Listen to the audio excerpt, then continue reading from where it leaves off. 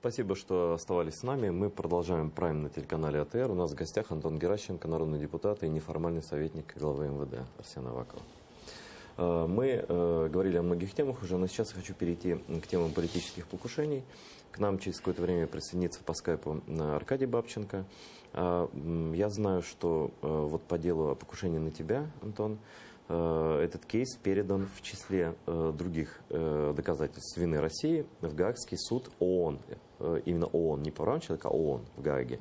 Там есть два кейса. Это кейс по Крыму и кейс по Донбассу.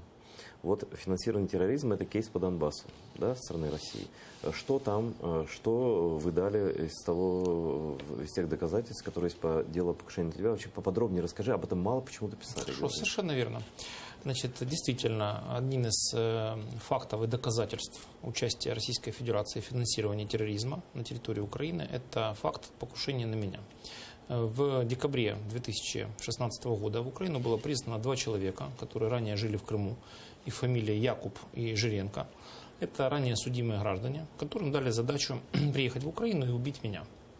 Они подыскивали формы и методы покушения. Сначала хотели расстрелять, потом увидели, что довольно сложно ввиду моего графика. И тогда выбрали другой путь – это подложить бомбу под мою машину.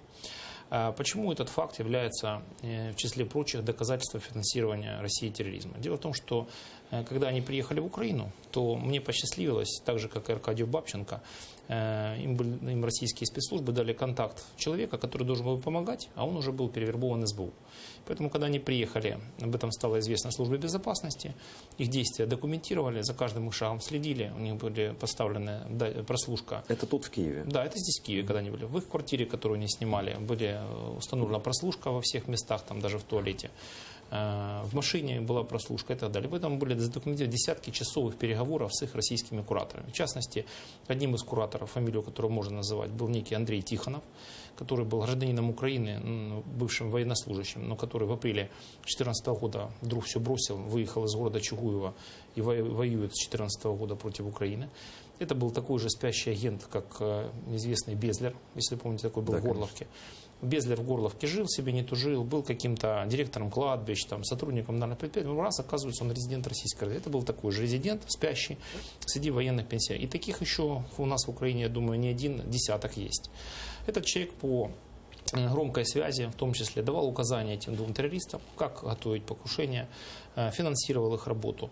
Также за их действиями следил и официальный работник российских спецслужб, фамилия которого пока не разглашается в интересах следствия. Это ФСБ или что? Да, это ГРУ Российской Федерации. Да. Значит, оба этих лица объявлены украинским судом в розыск. В случае их задержания за границей они должны быть этапированы в Украину.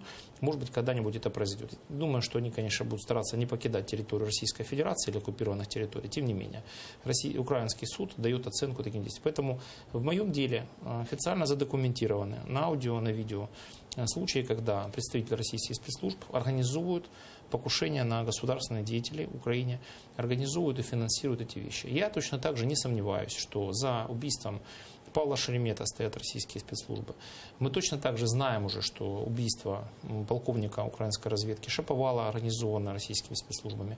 Полковника контрразведки Юрия Вознова, которого взорвали вместе с его товарищами из службы безопасности в Константиновке в прошлом году, также это действие российских спецслужб на территории Украины.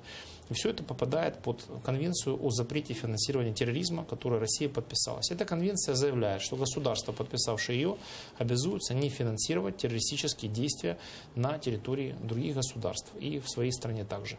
В данном случае мы на этих примерах будем доказывать, что Россия финансирует терроризм, финансирует убийства на территории других стран. Для того, чтобы призвать европейские страны, Соединенные Штаты Америки, разрывать экономические и прочие отношения с Россией. Насколько железные, ну, если так можно выразиться, доказательства вот в этих делах, в твоем деле и в деле людей, к сожалению, убитых, насколько точны доказательства и железные их связи с российскими именно спецслужбами? Это десятки часов аудио, видеозаписей, переговоров этих двух граждан, которые советовали со своими кураторами, отчитывались перед ними. Кураторы эти находились в городе Белгороде, оттуда вели контроль за подготовкой покушения на меня. Эти аудио-видеозаписи получены в соответствии с решениями судов, то есть являются доказательствами. Это кадровые офицеры ГРУ? один кадровый офицер ГРУ, а другой был их спящим агентом, фамилия Тихонов, который с 2014 года сбежал из Чугуева и начал воевать против Украины, так же, как это сделал Безлер. Это был спящий агент.